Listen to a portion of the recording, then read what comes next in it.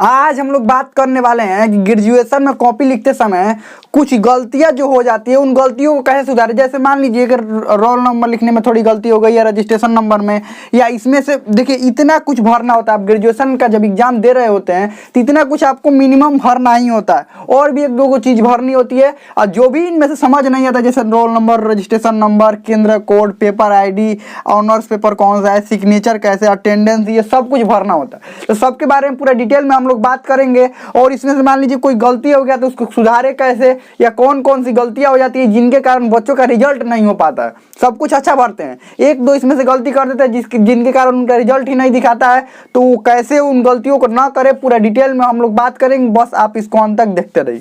तो देखिए, जब भी हम ग्रेजुएशन के एग्जाम देते हैं, चाहे BA, BSc या BCom, आपको इतना कुछ तो भरना ही होता है। मिनिमम इतना कुछ भरना होता है, इससे ज़्यादा भी थोड़ा कुछ भरना होता है, कम से कम इतना कुछ भरना होता है। जैसे पहले रोल नंबर और रजिस्ट्रेशन नंबर दो को तो जरूरी होता है। अब रोल नंबर और रजिस्ट्रेशन नंबर को एकदम ध्यान से भरना होता है। रोल नंबर और रजिस्ट्रेशन नंबर, बच्चे क्या करते हैं, अब कॉपी मिलते ही एकदम जल्दबाजी में बनने लगते हैं। जल्दबाजी में नहीं भरना होता है। इन दोनों को एकदम, रोल नंबर और रजिस्ट्रेशन नंबर, मुख्य यही दो गो है, रिजल्ट इसी पर आता है। रजिस्ट्रेशन नंबर गलत नहीं होना चाहिए, रोल नंबर गलत नहीं होना चाहिए। दोनों में से कोई भी गलत नहीं होना चाहिए, ध्यान रखिएगा। ये दोनों में से कोई भी अगर गलत हो गया या जल्दबाजी में छोड़ दिए तो समझ लीजिए दिक्कत हो जाएगा। तो इन दोनों को क्या कीजिए, एक बार शुरू में तो आप भरेंगे, ठीक है, अंतिम में जब कॉपी पूरा अच्छा से लिख लेते हैं और कॉपी जमा करने का समय आता है, एक बार और इसको चेक कर लीजिए कि हाँ रोल नंबर और रजिस्ट्रेशन नंबर सही भरे हैं कि नहीं भरे हैं। रोल नंबर को हिंदी में अनुक्रमांक बोलते हैं और रजिस्ट्रेशन नंबर को पंजीयन संख्या बोलते हैं, ध्यान रखिएगा। ये अनुक्रमांक होता है और इसको पंजीयन संख्या बोलते हैं। बहुत सारे बच्चे हिंदी में लिखा रहते हैं तो समझ भी नहीं पाते हैं क्या है, ध्यान रखिएगा। पंजीयन संख्या ये है और इसको रोल नंबर को अनुक्रमांक बोलते हैं। आगे बढ़ते हैं, केंद्र कोड और पेपर ID। देखिए, पेपर ID लिखने में, जल्दबाजी में लिखने में हल्का फुल्का गलत भी हो जाता है तो कोई दिक्कत नहीं, लेकिन गलती नहीं करना, ध्यान रखिएगा। पेपर ID भरने में गलत नहीं करना होता है। और देखिए, जो नहीं समझ में आता है ना कि पेपर ID कहाँ पर लिखा हुआ है, कैसे भरें, पेपर ID आपके ये एडमिट कार्ड पर नहीं रहता, ध्यान रखिएगा। वो क्वेश्चन मिलता है, उसी पे पेपर ID रहता है। तो अगर नहीं समझ में आता तो टीचर वहाँ पर जो रहते हैं वहाँ से पूछ लेते हैं कि हाँ सर ये कैसे भरा जाएगा या पेपर ID कहाँ पर है।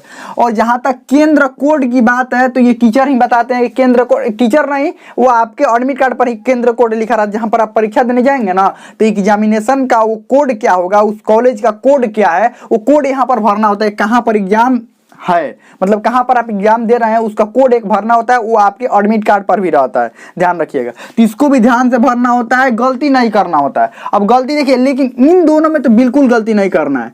ये हल्का सा मान लीजिए अगर जल्दबाजी में गलती हो गया तो कोई दिक्कत नहीं, लेकिन इन दोनों में तो गलती बिल्कुल नहीं होना चाहिए। गलती इसमें भी मत कीजिएगा, इसमें केंद्र कोड लिखने में गलती क्यों करना है, ध्यान रखिएगा। आगे बढ़ते हैं, ये रहता है रेगुलर प्रमोटेड, यानी कि जो फेल होता है कि बच्चे कुछ जो प्रमोट हो जाते हैं, यानी कि जिनका मान लीजिए पार्ट 1 में एग्जाम दिए और वो पास नहीं हो पाए, तो उसमें भरना होता है कि आप रेगुलर हैं। रेगुलर का मतलब ये होता है कि आप पार्ट 1 में भी परीक्षा देकर पास हुए हैं, पार्ट 2 में भी पास हुए हैं, किसी में फेल नहीं हुए। और दूसरा होता है प्रमोटेड, यानी कि आप फेल हो गए हैं और दूसरा बार एग्जाम दे रहे हैं, उसको प्रमोटेड बोलते हैं। और नहीं तो आप पहला बार ही एग्जाम दे रहे हैं तो उसमें रेगुलर होता है। तो ये भी भरना होता है आपको कि रेगुलर है, प्रमोटेड है या फेल है, मतलब क्या है आपको उसमें भरना होता है, ठीक है। ये आगे बढ़ते हैं। उसके बाद ऑनर्स पेपर, देखिए कुछ ऐसे भी होंगे जो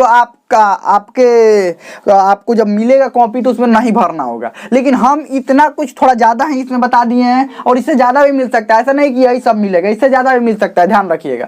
तो ये बस ऐसे समझाने के लिए बता दिए कि ये आपको मिलता है। आगे बढ़ते हैं, ये आपको ऑनर्स पेपर। अब आपको देखिए एग्जाम देते हैं तो आपको भरना पड़ता है। ऑनर्स पेपर का एग्जाम दे रहे हैं, सब्सिडरी का एग्जाम दे रहे हैं या कंपोजिशन का एग्जाम दे रहे हैं, तो ये आपको पता ही होगा कि कौन सा विषय का एग्जाम है। तो क्या वो विषय मेरा ऑनर्स है, सब्सिडरी है या कंपोजिशन है, कौन सा विषय है वो आपको पता होगा। तो यही भरना होता है कि आप ऑनर्स का एग्जाम दे रहे हैं, सब्सिडरी का एग्जाम दे रहे हैं या कंपोजिशन का, वहां पर भरना होता है उसमें, ठीक है। आगे बढ़ते हैं। अब सिग्नेचर सबसे इंपॉर्टेंट होता है। अगर देखिए रोल नंबर के बाद सबसे ज्यादा इंपॉर्टेंट सिग्नेचर होता है, ये भी इंपॉर्टेंट होता है लेकिन ये जरूर इंपॉर्टेंट होता है। अब सिग्नेचर कई जगह पर होता है, एक तो स्टूडेंट का सिग्नेचर होता है, एक टीचर का सिग्नेचर होता है। अब स्टूडेंट का सिग्नेचर कहाँ कहाँ होता है ये भी ध्यान रखिए, और टीचर का सिग्नेचर कहाँ कहाँ। पहले स्टूडेंट वाला बात कर लेते हैं। स्टूडेंट का सिग्नेचर कहाँ कहाँ होता है, एक तो आप अपने कॉपी पर सिग्नेचर करेंगे, जो आपका कॉपी रहेगा उस पर सिग्नेचर करेंगे।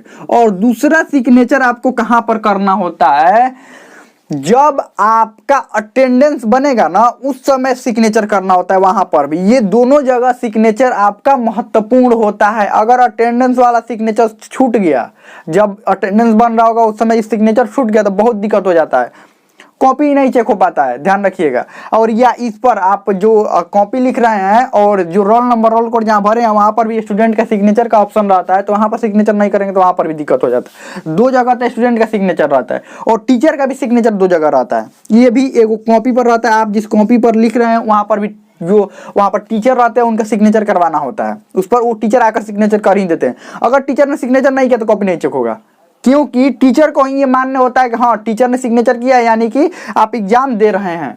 तो ये टीचर का सिग्नेचर वहाँ पर आपके कॉपी पर, और दूसरा जहाँ पर आपका अटेंडेंस बनता है वहाँ पर भी, जैसे जहाँ पर आप अटेंडेंस में जहाँ पर आप सिग्नेचर करते हैं ना उसके बगल में भी टीचर को भी सिग्नेचर करना, तो वो तो कर लेते हैं टीचर, इसमें कोई दिक्कत नहीं है, वो अटेंडेंस वाला वो खुद कर लेते हैं।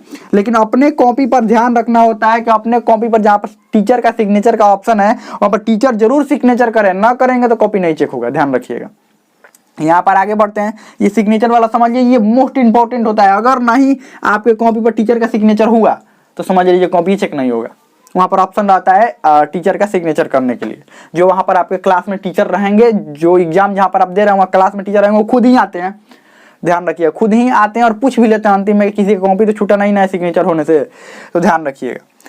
आगे बढ़ते हैं अटेंडेंस वाला बात। तो अटेंडेंस वाला भी बताएंगे, अटेंडेंस आपको बनाना जरूरी होता है और अटेंडेंस आपके पास वही टीचर लेकर आएंगे अटेंडेंस वाला। वहाँ पर आपको क्या भरना होगा, अपना रोल नंबर भरना होता है, रजिस्ट्रेशन नंबर भरना होता है, अपना कॉपी का जो नंबर होता है वो भरना होता है, अपना सिग्नेचर करना होता है, वो अटेंडेंस वाला पर ही देखिए ये सब भरना होता है। रोल नंबर, रजिस्ट्रेशन नंबर, अपना जो आपका ये कॉपी का नंबर होता है, कॉपी नंबर का, ये आपका कौन सा ये विषय का एग्जाम दे रहे हैं, जैसे ऑनर्स का है तो वहाँ पर लिखना होता है ऑनर्स सब्सिडरी कंपोजिशन लिखना होता है। उसके बाद वहाँ पर अपना सिग्नेचर करना होता है और टीचर भी वहाँ पर सिग्नेचर करते हैं, दो तो बाद में अपना कर लेते हैं, ध्यान रखिएगा। अटेंडेंस में ये सब कुछ होता है, इतना कुछ रहता है। आगे बढ़ते हैं। अब सब्जेक्ट आपको, हाँ जिस सब्जेक्ट का एग्जाम दे रहे हैं वो सब्जेक्ट भी भरना होता है। मतलब आप कौन सा सब्जेक्ट का एग्जाम दे रहे हैं, मान लीजिए ऑनर्स भर दिए या सब्सिडी या कंपोजिशन भर दिए, तो उसमें ये भी भरना होता है आपका कौन सा आपको सब्जेक्ट का आप एग्जाम दे रहे हैं वो भी भरना होता है। तो ध्यान से वो भी भरना होता है कौन सा सब्जेक्ट का एग्जाम दे रहे हैं।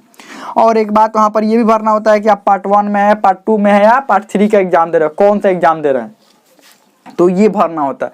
तो हमें तो समझ में आ गया होगा, इतना कुछ भरना होता है जिसमें से इंपॉर्टेंट ये दोनों होता है। ये दोनों अगर गलत हो गया तो फिर दिक्कत हो जाएगा, रिजल्ट नहीं आ पाता है। और इसके बाद जो इंपॉर्टेंट होता है ये इंपॉर्टेंट होता है सिग्नेचर, बाकी सब हाँ अटेंडेंस भी इंपॉर्टेंट होता है।